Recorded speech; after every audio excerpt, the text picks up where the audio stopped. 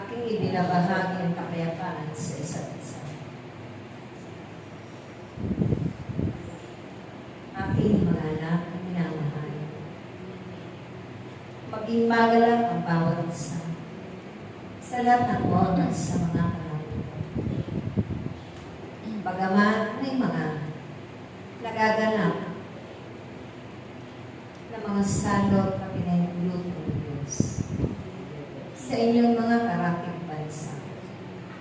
Subalit patid ng Diyos ang bawat ninanais na narito sa komunidad na ito. Ang paghingi ng awat na na laging magkaisa. Iba't ibang lahi man ang pinagkulan. Subalit ang pananalangin ninyo na may pagkakaisa. Hangarin na tunay at tapat sa Diyos na makapangyarihan sa lahat. Lahat nawa ay laging nag-iibigan at nagkakaisa sa isang isa. Babuklod ng iisang Espiritu ang bawat nilikha ng Diyos sa mga panahon. At walang buwang ang mga pagkabahabahagi. Dahil ang lahat ng iyan ay gawa at kakahintuan ng masamang espiritu. Kaya, hiningi niyo lagi na matulog kayo ng pag-ibig ng Diyos. Hindi lamang ito mananatili sa inyong mga puso. Hindi lamang ninyo ito ibabahagi at ipapalaganan. Pagkos ipapadama natin. Hindi lamang sa inyong mga kapatid, sa inyong mga kapatid, higit sa Diyos na pumili ay bawat sa iyo.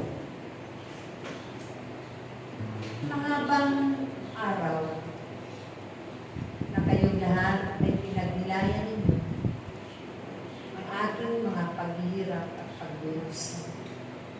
Subalit sa panahon ito, kayong lahat ay nagtagumpay sa mga tungkulin ng bawat isa.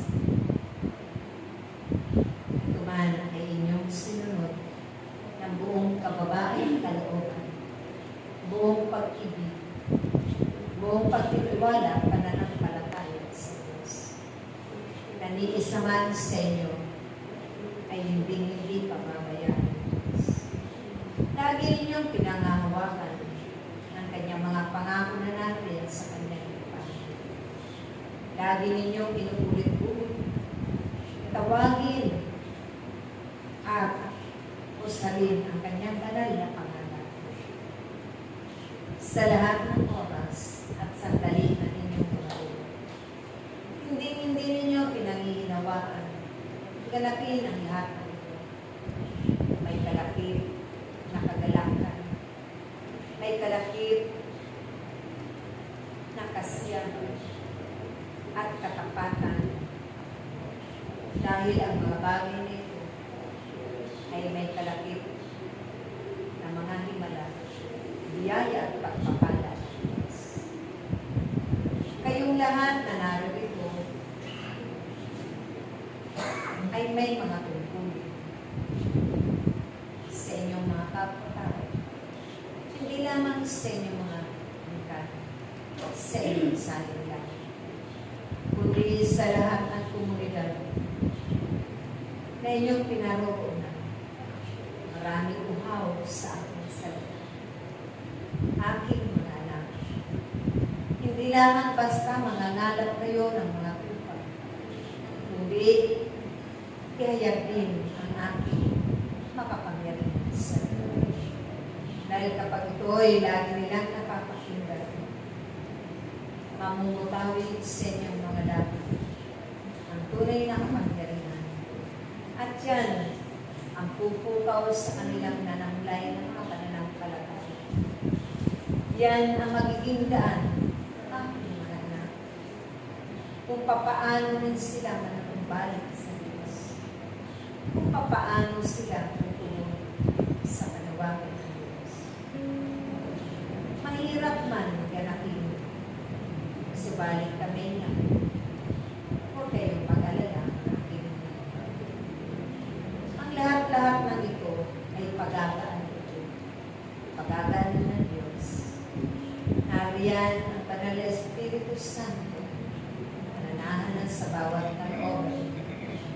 Kung kaya walang dahilan, hindi ninyo ito isusunod ng buong kapatatan.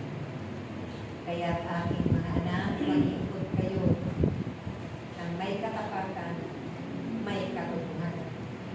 Dahil makatotohanan ang aking salita. Makatotohanan ang Diyos. Makatotohanan ang kanyang kapangyarihan. Maraming darating na biyaya at pagpapala sa bawat isa sa inyo. Na ito'y kanyang inilaan. Kaya matuto kayong mag-antay akin. Matuto kayong magpuri lagi. Matuto kayong tumawag lagi. Sumamba na may pagkakaisa. At tiyak yun ang tingnan.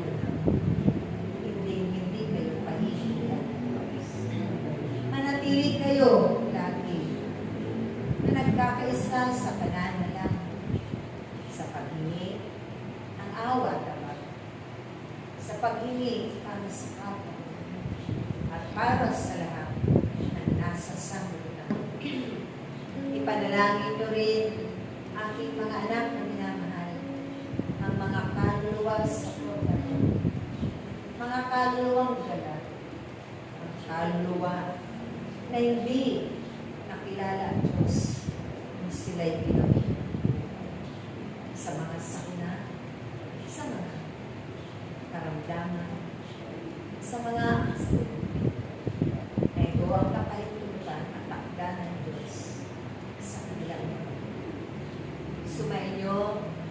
biyaya at grasya ng Diyos na walang humpay, walang pagod. Tulad ng mga tubig sa talon na kailanman ay hindi magpulos. Maraming salamat, aking mga minamahal na darama ko ang inyong pag-ibig sa akin sa pamamagitan ng inyong pagsunod. Tulad ng pagsunod ninyo sa tagapagpasto ng tawag ito. Siyang itinakda ng Ama na makapangyarihan sa lahat. Kaya huwag ninyong kaliligtaan. Lagi ang aking itinuturing, ang aming itinuturing sa tuwing tayo nagtitipad. Hanggang muli na kayo'y biyayaan ng buhay doon sa kabilang buhay. Buhay na walang hanggan. Sa ngalan ng Ama, Anak, at ng Espiritu Santo,